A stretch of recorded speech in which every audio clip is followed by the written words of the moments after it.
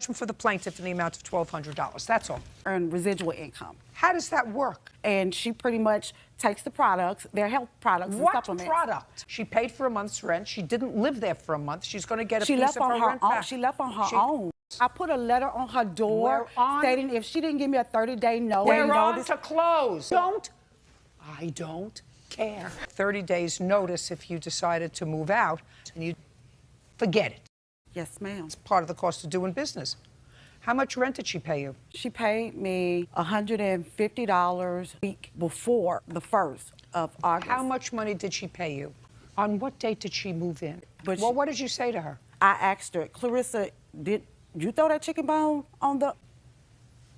It is a big deal. She abandoned the apartment. Let's move forward, madam. We're on to close. But by the state of Texas, I'm an apartment locator. By the state of Texas, Judge Judy, if you don't give a Miss 30-day Fuller. notice... And I didn't want to get into no altercation with her, so I went and called the police. Hello everyone, welcome back my YouTube channel. Today I am going to share my personal review of a very strange and funny Judge Judy case. Honestly, when I heard what happened in this case, I was also surprised. This case is about a landlord, Miss Fuller, and her former tenant, Clarissa. What is interesting is that Clarissa stayed there for only around 3 weeks, but things become so bad that the matter finally reached the court. Clarissa comes to court with several complaints. She wanted her rent back for the week when she was not staying at the house. She also wanted her belongings back, and she wanted Miss Fuller to pay for the money she spent on changing the locks. But Miss Fuller had a completely different story. She said Clarissa left the house without giving proper notice. According to Miss Fuller, Clarissa was supposed to give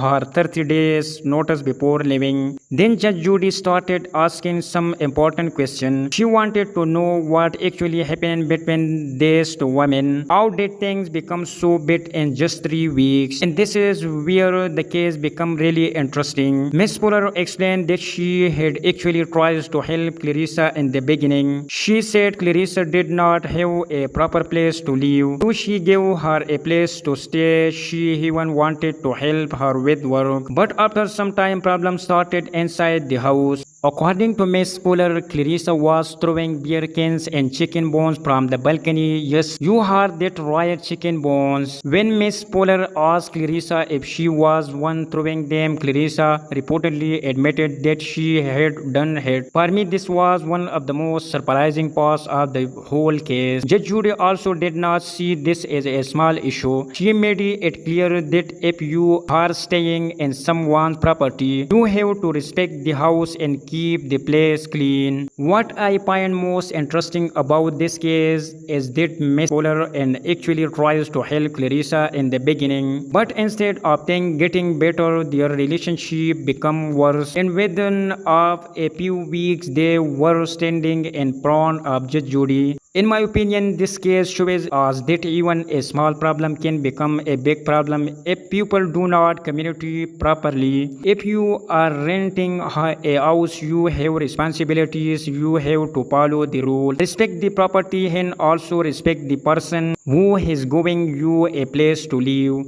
At the same time, landlords also need to make the rules clear from the beginning so that there is no confusion later. Overall, I found this case very unusual, but it was also quite interesting to watch. The chicken bones and balcony issue definitely made this case stand out. Now I want to know your opinion. Would